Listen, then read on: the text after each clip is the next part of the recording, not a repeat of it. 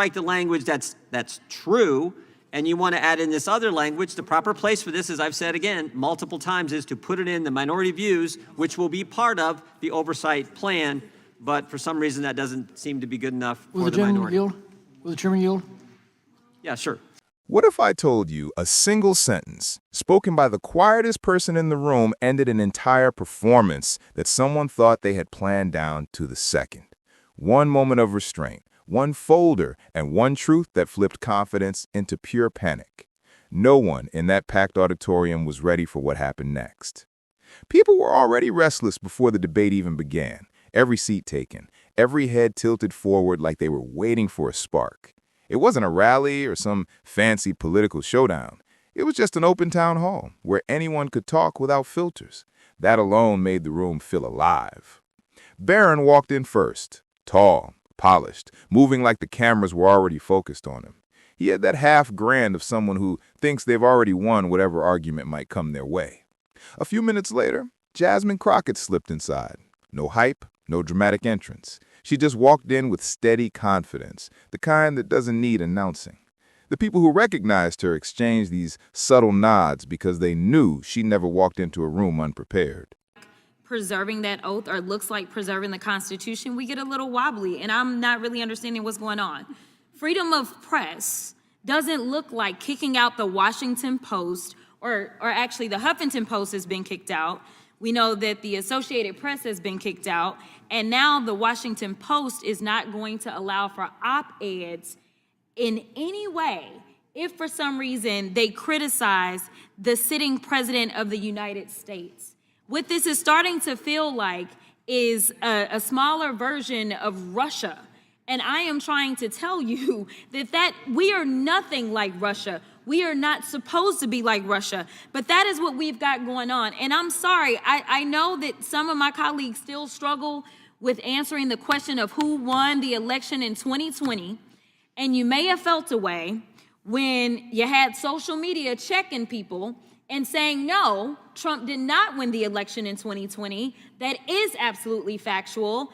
And unfortunately, because some people got all riled up because they believed the lies, they ended up getting locked up.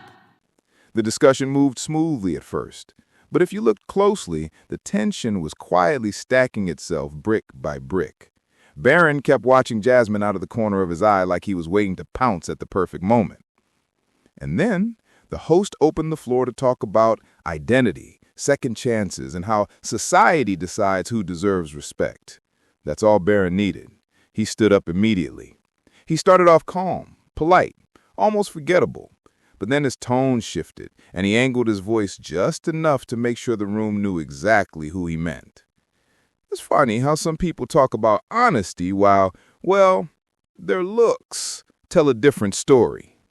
A cheap shot dressed up as curiosity, a soft racist slice delivered with perfect political manners.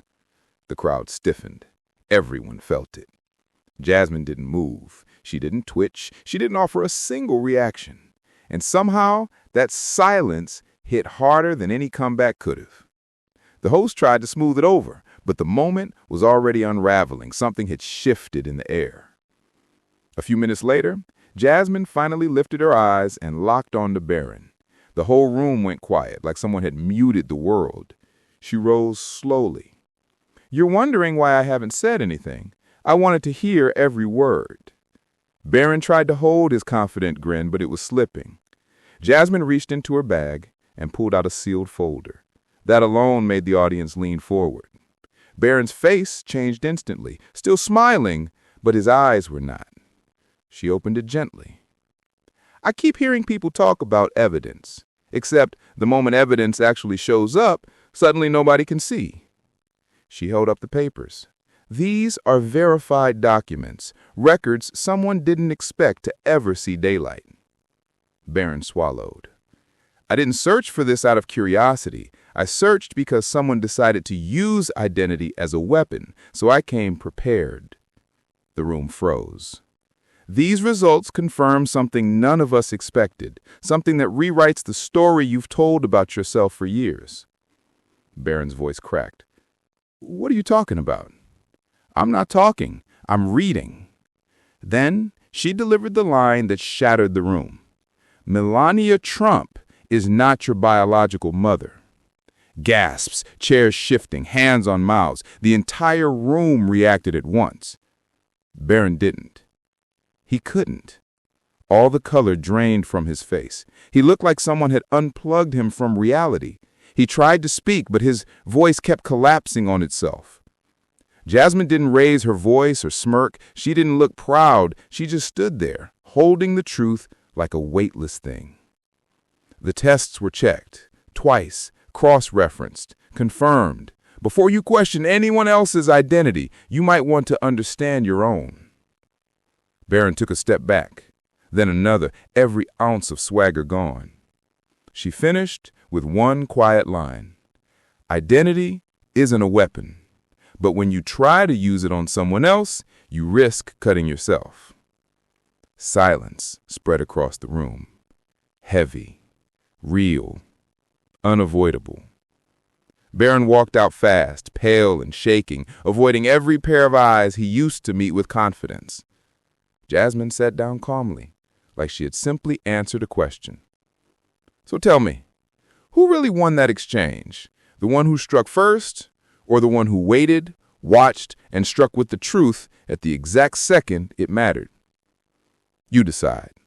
And if you want more powerful stories broken down with clarity, truth, and a little yeet, make sure you subscribe, hit that notification bell, and share this with someone who loves political drama that feels like a movie.